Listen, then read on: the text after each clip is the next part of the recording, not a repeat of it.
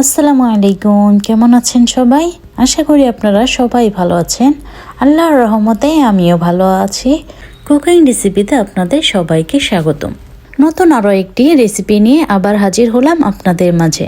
আজকের এই রেসিপিটা ঘরে থাকা মাত্র কয়েকটি মশলা দিয়ে তৈরি করে নিচ্ছি। আর ঘরে থাকা সামান্য উপকরণ দিয়ে এত মজাদার খাসির গোশত তৈরি করে নেওয়া যায়, একবার বানিয়ে না খেলে বিশ্বাসই করবেন না।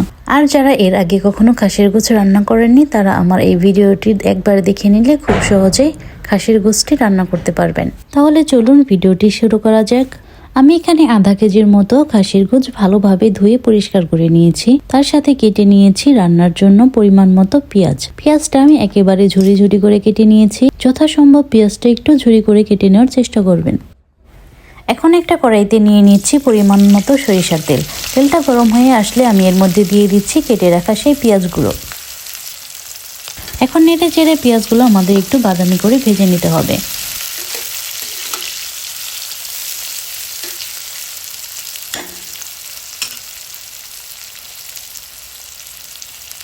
এখন আমি এর মধ্যে দিয়ে দিচ্ছি একটা তেজপাতা, দুইটা খাল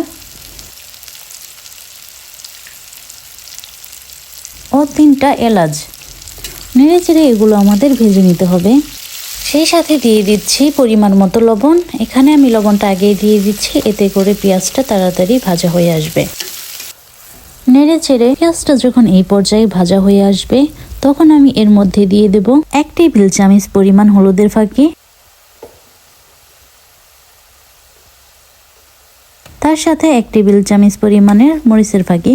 মরিচের ফাঁকিটা আমি এখানে একটু বেশি দিয়েছি, কারণ গোশতটা একটু ঝাল না হলে খেতে মজা লাগবে না। আপনারা আপনাদের স্বাদ অনুযায়ী মরিচের ফাঁকিটা দিয়ে নেবেন। এখন আমি নেড়ে চেড়ে এগুলো একটু মিশিয়ে নিচ্ছি, না হলে নিচ থেকে পুড়ে উঠবে।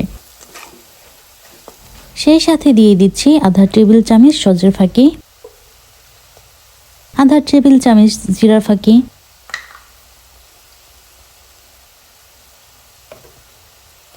ও 1 টেবিল চামচ আদা ও রসুন বাটা। এখন নেড়ে চেড়ে আমাদের এগুলো ভালোভাবে কষিয়ে নিতে হবে। বেশ কিছুক্ষণ সময় নিয়ে কষিয়ে নেওয়ার চেষ্টা করবেন, যতক্ষণ পর্যন্ত না আদার কাঁচা গন্ধটা দূর হয়ে যায়।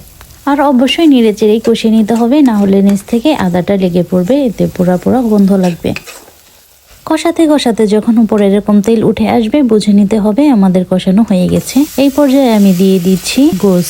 এখন নেড়ে চেড়ে গোশগুলো আমাদের মশলার সাথে ভালোভাবে মিশিয়ে নিতে হবে। নেড়ে চেড়ে যখন সমস্ত মশলা গোশের সাথে ভালোভাবে মিশে আসবে, এই পর্যায়ে আমাদের ঢেকে গোশগুলো কষিয়ে নিতে হবে, না হলে সিদ্ধ হতে অনেকটা সময় লাগবে। আর মাঝে মাঝে ঢাকনা উঠিয়ে গোশটা নেড়ে দিতে হবে, না হলে নিচ থেকে পুড়ে যাবে। আমি এখানে সমস্ত মশলা চুলায় কষিয়ে নেওয়ার পরে গোশগুলো ব্যবহার করেছি। আপনারা চাইলে মশলাগুলো দিয়ে গোশগুলো মাখিয়ে কিছুক্ষণ রেখে দিয়ে তারপরে রান্না করতে পারেন। দুইভাবে যে কোনো একভাবে রান্না করেন না কেন, গোশটা যদি ভালোভাবে কষাতে পারেন তাহলেই খেতে ভীষণ মজা লাগে। আমাদের রান্না ডিপেন্ড করে গোশটা ভালোভাবে কষানোর উপর। সে যত বেশি সময় নিয়ে গোশটা কষাবেন, খেতে ততই মজা লাগবে।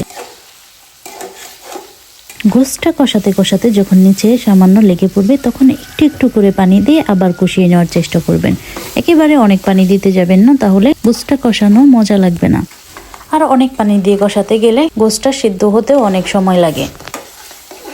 একাধারে নেড়ে চেড়ে গোশটা কষিয়ে নেওয়ার চেষ্টা করবেন, না হলে নিচ থেকে লেগে পড়বে। খাসির গোশ কিংবা গরুর গোশ রান্না করার সময় অনেক সময় নিয়েই কষাতে হয়, না হলে ভালোভাবে সিদ্ধ হয় না, এতে খেতেও মজা লাগে না, অনেক শক্ত লাগে, টানলেও ছেঁড়া যায় না। গোশ কষাতে কষাতে যখন 80% পর্যন্ত সিদ্ধ হয়ে আসবে, এই পর্যায়ে দিয়ে দিচ্ছি কেটে রাখা আলু। আমি এখানে ছোট ছোট 4টি আলু ব্যবহার করেছি। আলু আপনারা আপনাদের মন মতো দিয়ে দিবেন, চাইলে দিতেও পারেন, আবার নাও দিতে পারেন। আলুটা আপনারা আপনাদের গোছের পরিমাণ করে কেটে নেবেন। গোছ যদি একটু বড় বড় হয়, তাহলে আলুর টুকরোটা একটু বড় করে কাটবেন। আর যদি গোছের টুকরোটা ছোট হয়, তাহলে আলুর পিসটা একটু ছোট ছোট করে কাটবেন। আলু দেওয়ার পর গোছের সাথে ভালোভাবে মিশিয়ে ঢাকনা দিয়ে ঢেকে দেবেন। সমস্ত রান্নাটাই ঢাকনা দিয়ে ঢেকে রান্না করার চেষ্টা করবেন, এতে করে গোশটা তাড়াতাড়ি সিদ্ধ হয়ে আসবে। আলু দেওয়ার পরও বেশ কিছুক্ষণ গোশটা আমাদের কষিয়ে নিতে হবে। বেশ কিছুক্ষণ কষিয়ে নেওয়ার পর চামচের সাহায্যে একটা আলু গলিয়ে নেওয়ার চেষ্টা করবেন। যদি আলুটা গলে আসে, তাহলে বুঝে নিতে হবে আমাদের আলুটা কষানো হয়ে গেছে। কষানো হয়ে গেলে এই পর্যায়ে দিয়ে দিতে হবে পরিমাণ মতো ঝোল। ঝোলটা আপনারা আপনাদের পরিমাণ অনুযায়ী নিয়ে নেবেন। ঝোল দেওয়ার পর নেড়ে চেড়ে একটু মিশিয়ে নিয়ে ঢেকে রেখে দিচ্ছি বেশ কিছুক্ষণ সময়ের জন্য, যাতে আরও ভালোভাবে সেদ্ধ হয়ে আসে। বলক আসার পর ঢাকনাটা উঠিয়ে আর একটু সময় নিয়ে জাল করে নেব, যাতে ঝোলটা আর একটু কমে আসে।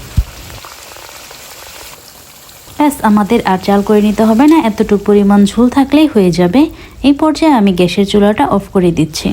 আপনারা যদি ঝোলটা পাতলা খেতে চান তাহলে পানির পরিমাণ বেশি দিয়ে জাল করে নেবেন এবং ঝোল যতটা রাখবেন ওই পর্যায়ে গ্যাসটা অফ করে দেবেন, তাহলেই হয়ে যাবে। তো বন্ধুরা, দেখতেই পাচ্ছেন আমাদের রান্নাটা একেবারেই রেডি। ঝোলটা কত ঘন আর দেখতে কতটা সুন্দর হয়েছে, ঘ্রাণটাও হয়েছে একেবারে অসাধারণ। এখন আপনি চাইলে এই রেসিপিটা দিয়ে পরোটা, পোলাও কিংবা চিতই পিঠা যে কোনো কিছুই খুব মজা করে খেতে পারবেন। তো ভিডিওটি এই পর্যন্তই ছিল। আমার এই ভিডিওটি যদি আপনাদের ভালো লাগে অবশ্যই লাইক করবেন, কমেন্ট করে জানাবেন কেমন লেগেছে। এরকম আরো নতুন নতুন ভিডিও পেতে অবশ্যই আমাদের চ্যানেলটি সাবস্ক্রাইব করতে ভুলবেন না। দেখা হবে আবার কোনো নতুন ভিডিও নিয়ে। ততদিন পর্যন্ত ভালো থাকবেন, সুস্থ থাকবেন এবং নিজের যত্ন নেবেন। আর যারা আমার এই ভিডিওটি শেষ পর্যন্ত দেখেছেন তাদেরকে অসংখ্য ধন্যবাদ। আজকের মতো এই পর্যন্তই ছিল। আল্লাহ হাফিজ।